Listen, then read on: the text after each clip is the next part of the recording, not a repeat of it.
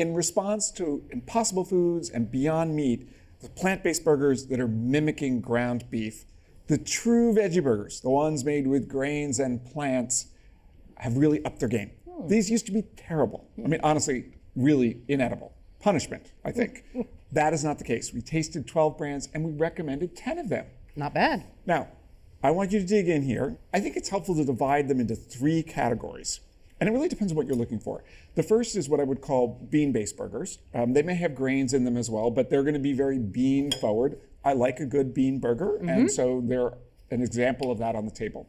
The second is what I would call the earthy, savory category, where there's going to be sort of really things with umami, maybe mushrooms in them, that really give it a lot of earthy and savory notes. The third bucket is true vegetables, where you see chunks of vegetables. Either it's got lots of green, leafy things in it, or maybe you can see pieces of carrots or sweet potato, and says, oh, this is made with like homemade, real vegetables. And it is a vegetable burger. It's not pretending to be ground beef. It's truly vegetables. So those are the 3 categories, and we actually found one of each style that we recommended, and that is our favorite. There are some that go wrong. They shouldn't be dry.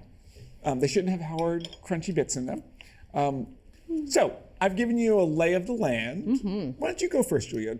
Any impressions, things you're liking, things you're not so sure about? Yeah, I buy these. I know this burger patty very well. I love these. I eat them honestly for breakfast, sometimes alongside an egg. They have peas and edamame. They're very green tasting. I feel like I know what this is. Okay. This is delicious. I've never had whatever this is. It's thick, as you said, so it has this size. It has visible chunks of vegetables, which I like. This one's terrible. I'm looking, I was like, and I'm into these things. I love vegetable burgers. I cannot find a reason to eat this. It is dry, it is flavorless. And this one is lovely. I mean, it's black beans and corn, and it has a Southwestern flavor, which is a nice change of pace. Okay, and your impressions, Bridget? Well, I don't eat these probably as much as Julia does, so I might have a little bit of a different perception. This one is very tasty. It's got that Southwestern kick to it. I actually really like that. This one tastes like risotto to me, the second one. It's creamy. It's a really good flavor. You mentioned mushroom, and I think that's that particular one. This one, I really, really like the sweet potato. That's what I'm guessing what that is. It's not a carrot, it's sweet potato. And what I like about this one over the other ones is it has a somewhat natural burger shape, as if you were forming it by hand.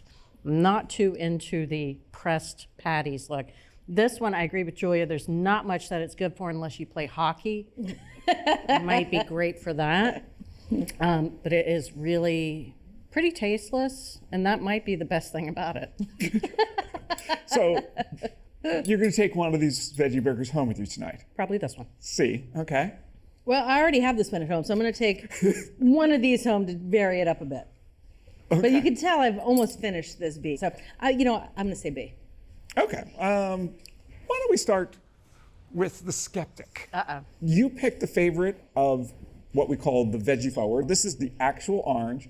I believe it has sweet potato and carrot. Oh, there you go. And it has chunks of real vegetables. The ingredient list actually reads pretty much like a recipe you might make at home. We liked its larger size. It works really nice in a burger. It's a little soft because it's so big, but it's got nice flavor. You liked this, that C as well. And if you really want something that says, hey, I'm healthy and I'm made from vegetables, C is a great choice. Now for B, you picked one of our other favorites. Now this is Dr. Prager's mushroom risotto. So we tasted several of the Dr. Prager's, and we liked the mushroom risotto because it had, as I said, that earthy, savory category. There's some peas in it, and there's some other sort of nice vegetables in it. It's a little on the thin side, but it's got just a lot of flavor in a thin little patty. Sure. In terms of A, nice. Up front here, this is the Morningstar Farm Spicy Black Bean. Now, the bean-based burgers, this was our favorite. There's corn in there. It's just a lovely Southwestern style burger. And then to show you that things can still go wrong in the land of veggie burgers, the Morningstar Farms Mediterranean chickpea. They're kind of hard bits of things in there that seem like they didn't get cooked. It's really just not a good patty at all.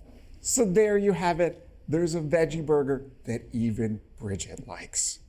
Thanks a lot. We hope you enjoyed this video as much as we enjoyed making it. Don't forget to hit that like button and subscribe to our channel.